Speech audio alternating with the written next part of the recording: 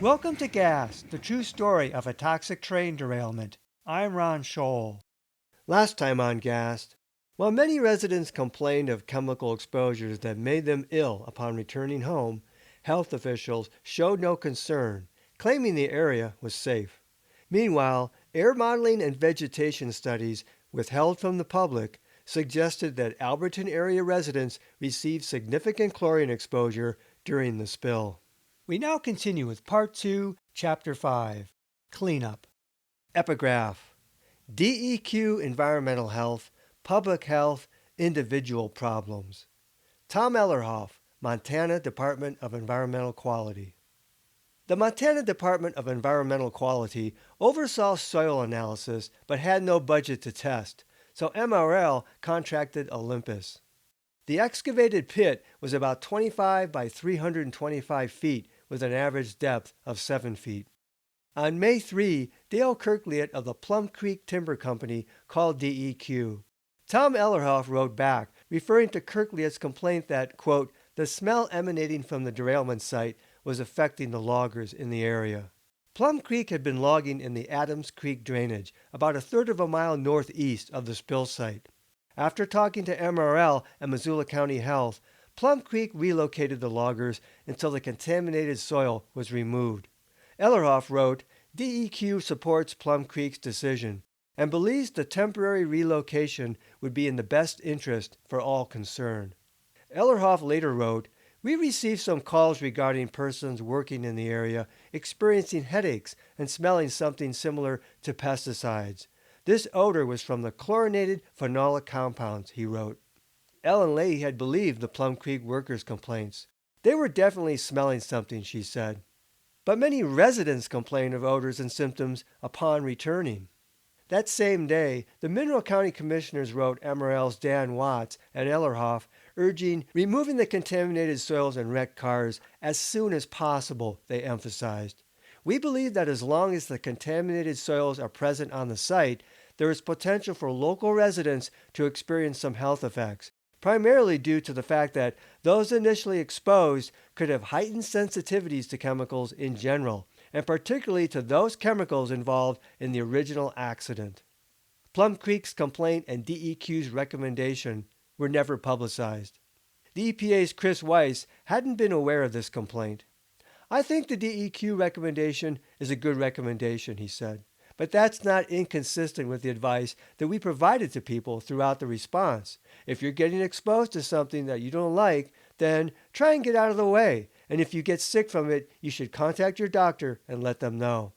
But where would residents go and who would pay for it? How would a doctor make it safe to be home?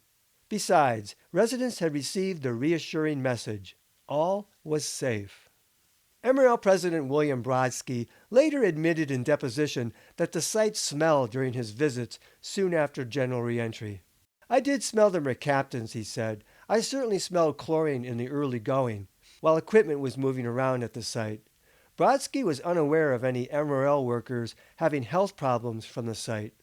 Yet, MRL's chief engineer, Richard Keller, wrote a memo that Rocky Rail Services, contracted by MRL to unload cars at the site after reentry, reported that 6 laborers experienced, quote, nausea, nosebleeds, headaches while working over 2 days, despite wearing HEPA filter masks. The site, at least prior to removal of the contaminated soil, was still toxic and affecting people nearby and some distance away, including people not originally exposed. The commissioner's reference to the wrecked cars suggested another avenue of exposure. Contaminated rail tankers arrived at Lothrop Siding about May 2nd.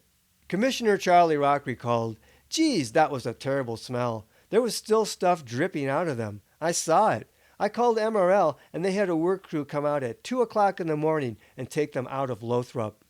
Alberton's Wilma Wheeler recalled lots of people went to check out, especially the black car, and take pictures. Don Howard confirmed the cars would just stink. Steve Adams of Ponderosa Acres was curious to see the damage. I couldn't even get out of the car, he said. The chlorine smell was so bad. Thomas Wakeman on Bible Lane recalled damaged tankers at Lothrop for 3 or 4 days. And that wasn't wise at all, he said, because there are plenty of people down in that area. Living a quarter mile away on Southside Road, Larry Mickelson said, "We were getting a lot of fumes from those cars sitting down there. You could smell the chlorine, but you could smell another smell too." His and his wife Ava's breathing problems worsened. Jay Stiles on Southside, a mile to the east, said the smell forced him indoors. Lucinda Hodges and others wrote, "Hazmat crews in full gear decontaminated the potassium cresylate car while it was at the Lothrop sighting." Weiss said, "Those cars should have been decontaminated to remove any or all residue at the site before they were moved." After people near Lothrop complained, MRL moved the cresylate and chlorine cars to the next sighting east, generating more complaints, until the cars were finally sidetracked in Missoula near Phillip Street on the north side.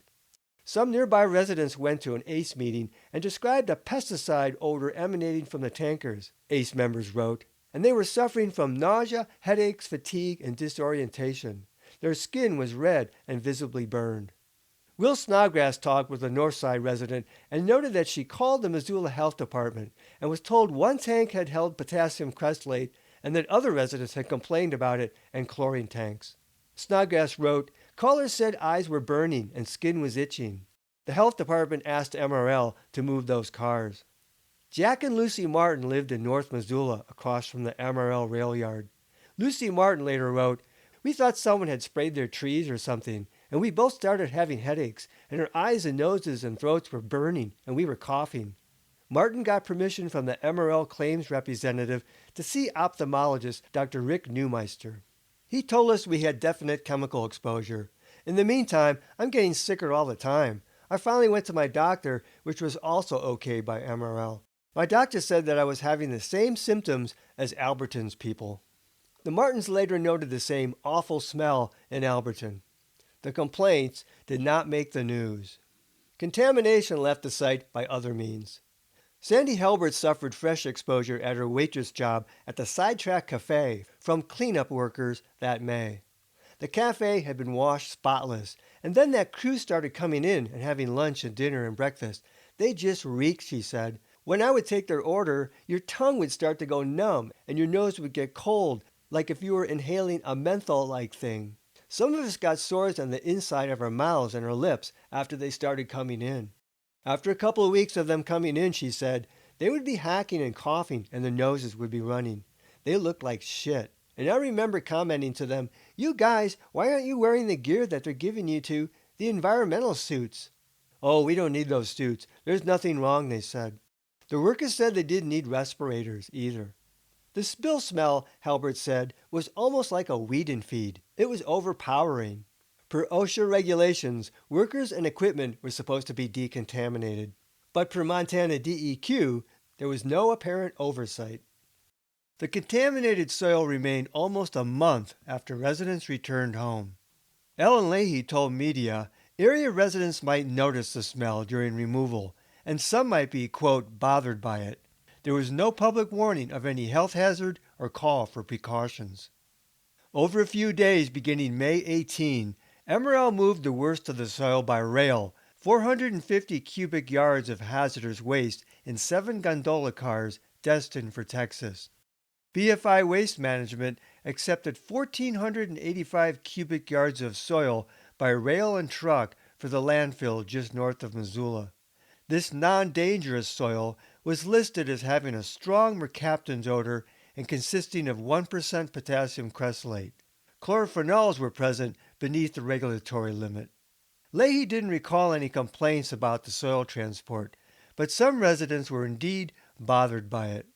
Joan Crowder of South Frontage Road recalled that when the soil was railed across the river, the smell was powerful. "It was pretty miserable," she said. "We shouldn't have been here at all." Kathy Finneman of Alberton was at the high school when the soil was transported and noticed the smell. "My eyes burned from it," she said.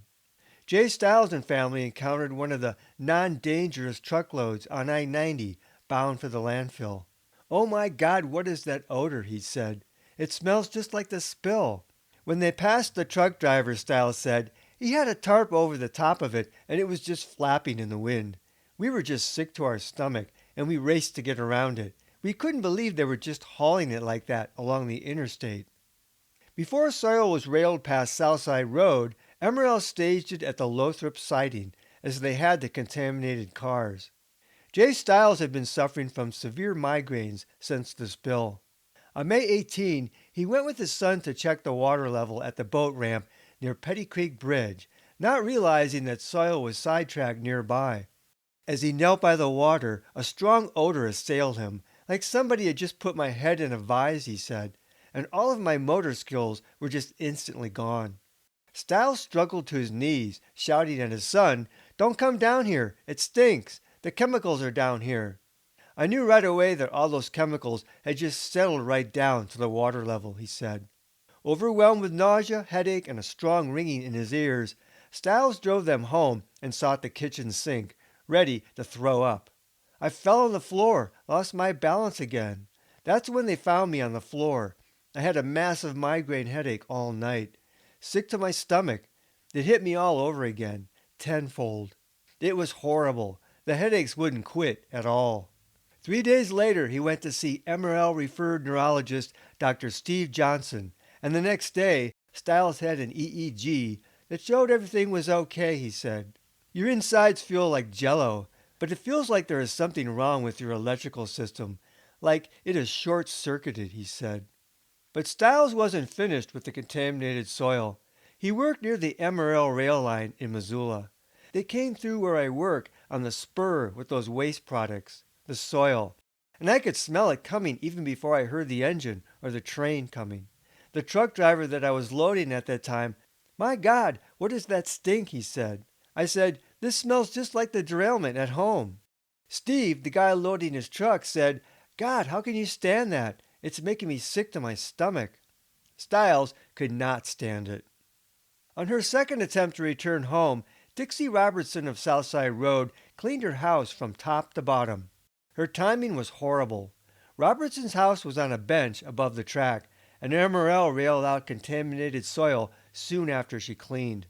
As she went out to look, the exposure literally dropped Robertson to the ground. Car tarps were flapping in the wind, soil exposed and blowing off. I felt like somebody had physically hit me, she said. Her son Justin was in the living room holding onto his ears, screaming, "My ears! My eyes!" I could hear him outside, she said. Justin had another asthma attack. The family fled back to a Missoula motel. Ace later claimed that during soil removal, one Alberton family had 50 people attending a graduation party, and the hostess reported everyone having headaches, nausea, and fatigue. As the soil was railed out, they wrote, residents who live along the tracks claimed the boxcars were uncovered and open to the air, and that the contaminated soil dusted their property, as well as pets and children who were outside.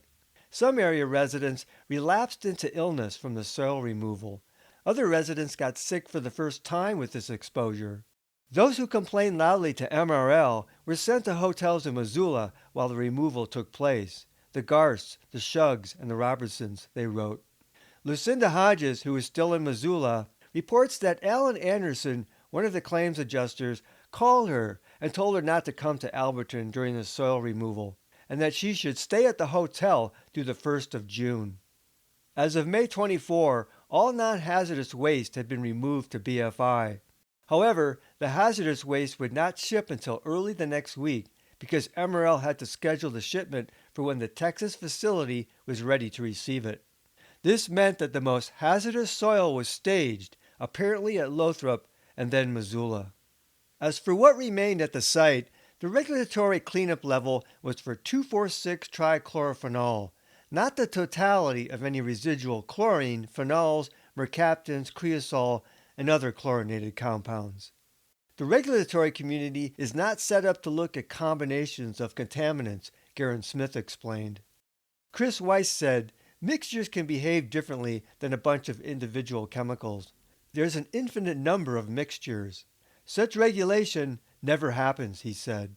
There were also no standards for any of the contaminants or combinations present in the soil in vapor form, Garen Smith said. From the perspective of an exposed victim who was sensitized and visited the site, no one could say whether the level they smelled, inhaled, was safe or not because there were no standards. Altogether, some 23 contaminants were detected in a sample of residual soil left at the site after removal. Individually, they all met the regulatory limits for soil ingestion. Collectively, they still smelled, especially for sensitized residents. Montana DEQ was in charge of the remediated site and fielded complaints. Following the removal of the contaminated soil, State Senator Barry Spook Stang called Tom Ellerhoff on May 31st. Stang told Ellerhoff he could smell the potassium cresylate and wanted to verify the test results. Something still stunk.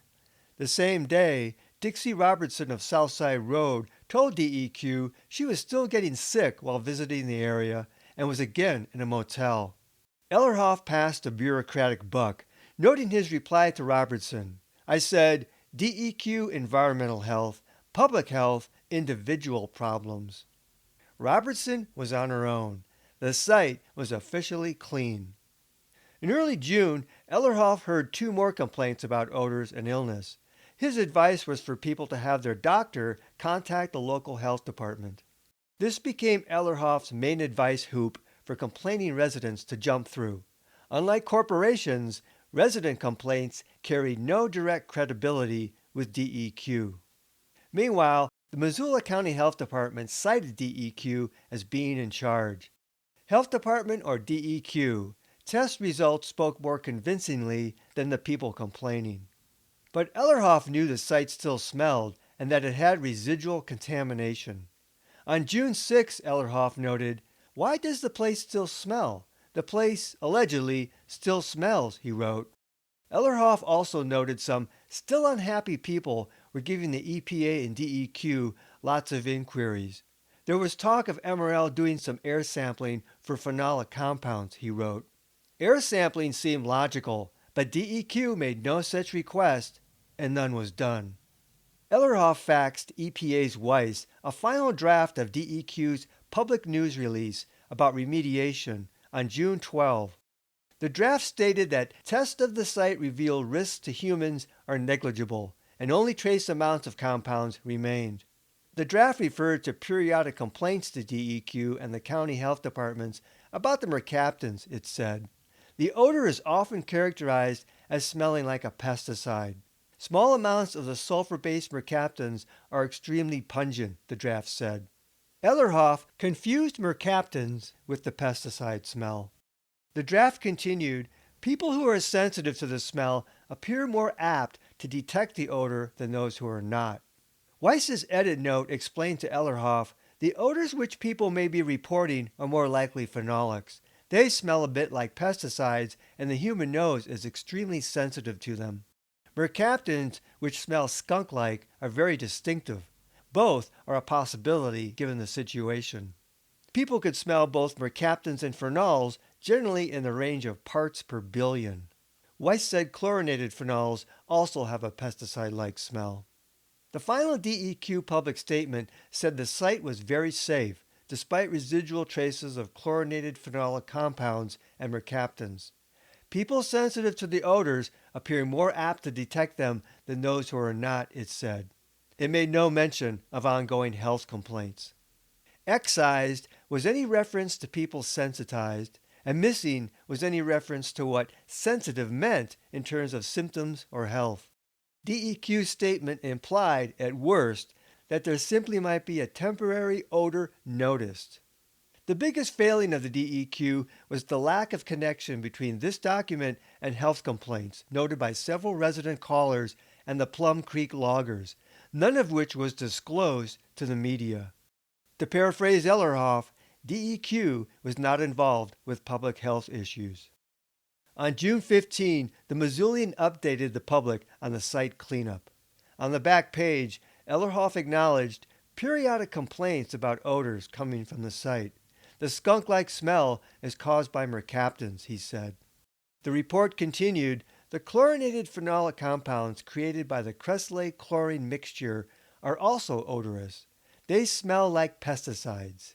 9 weeks after the spill, this was the first media report of an official publicly ascribing a pesticide odor to any spilled chemicals. Yet, this news report made no connection to earlier evacuee claims of a pesticide, fertilizer, or wheat and feed-like smell in areas even far from the site. The report concluded, people who are sensitive to the odors appear more apt to detect them than do others, Ellerhoff said. The odor is not an indication of health risk, according to Ellerhoff, and the compounds continue to degrade, the report said. Not mentioning sensitivity symptoms, the report suggested merely an odor issue.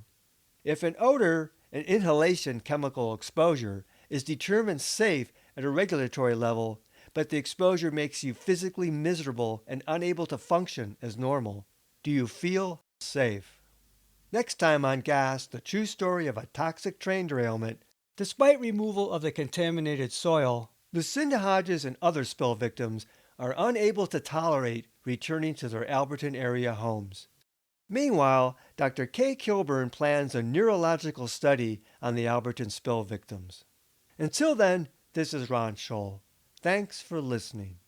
This podcast is adapted from the book Gas, the true story of a toxic train derailment. Visit Amazon.com to see the 2-book series. To access support material in the book, such as maps, photos, illustrations, and video links, visit my Facebook page Gas, the true story, or watch my Gas playlist on my YouTube channel at RL Scholl.